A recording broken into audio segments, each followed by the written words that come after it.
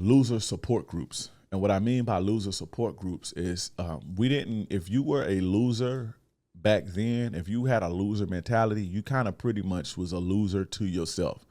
Like you didn't have anybody or groups or forums and all of that back then to kind of validate your loserism. You understand? So you can wallow and loserdom. You kind of was like, in order to have a social circle, you had to go out and socialize. And losers didn't get together en masse to like, oh, we're going to be incels. And it wasn't that type of shit. You know, like how now, like there was no red pill community before the internet or no incel or black. There was none of that existed. And so the people who couldn't,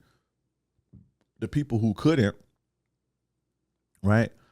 The people who couldn't just couldn't, and they just stayed in their house or whatever they did, or was creeps or they was tricks, they turned into tricks or whatever, but they couldn't go to a group to validate their loserdom or validate their loser mentality or validate their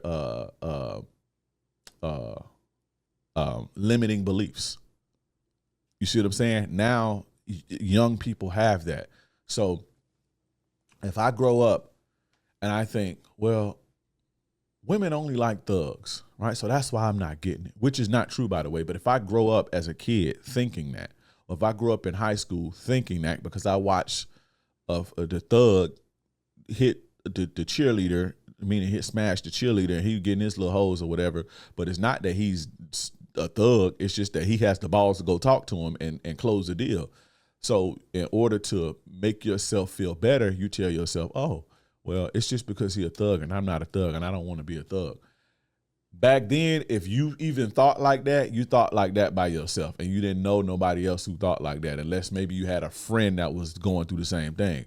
Now, if a young kid is growing up and he's thinking that, he can literally get online and find a community of men to validate that. And they can all huddle together and they can just wallow in loserism and wallow in loserdom and just be happy together, be miserable together. And they can recruit and they can just spend time and chatting all day, not going outside, trolling in comments and doing all of this shit. You couldn't do that back then. So they have this now. Another thing, when I say like loser support groups, loser support groups is like I don't want to say red pill is loserdom because red pill dudes get their issue.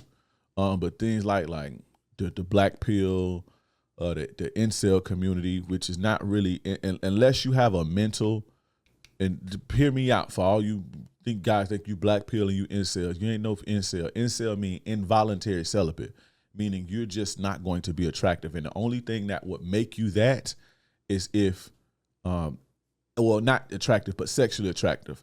The only thing would make you that is if you have a mental deficiency. And I don't mean like a manic depressant or a schizophrenic or I'm talking about like an intellectual disability, what they would call retardation back in the days, or like you got Down syndrome or you know, your autism is, you're on the spectrum, but it's kind of extreme. Like that, if you that, then you would be considered an incel. But a lot of y'all are just losers and don't know no game, and you just want somebody to feel bad about you, and you make excuses for everything.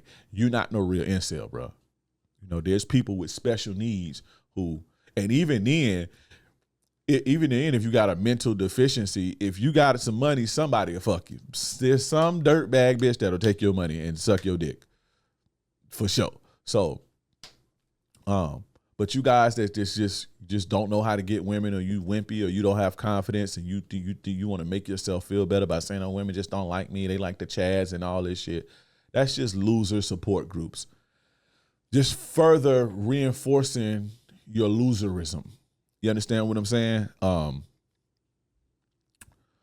Also, too, what reinforces the loser support groups is now today with the social media age and content creation, and I don't want to say cult, but guys following people and influencers, is you have a lot of losers who are charismatic, right? And they get on, create content, and they create support groups. They create a following of losers. But the loser, he's just charismatic.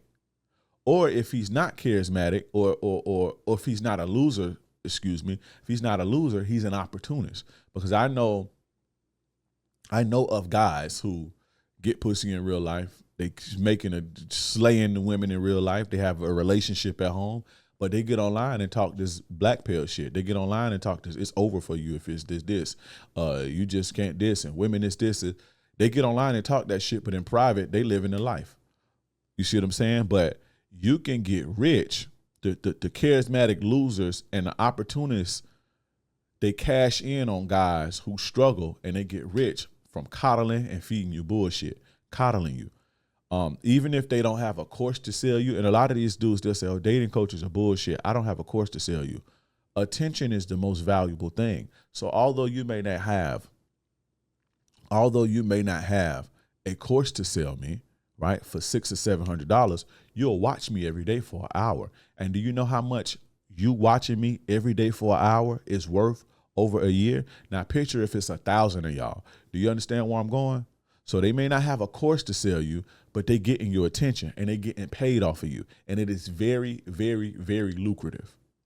Creating content is very, very, very lucrative. People are paying for ad placements and all type of, it is very lucrative. So those guys with those voices, the charismatic losers or the charismatic opportunists, they reinforce the loser support groups.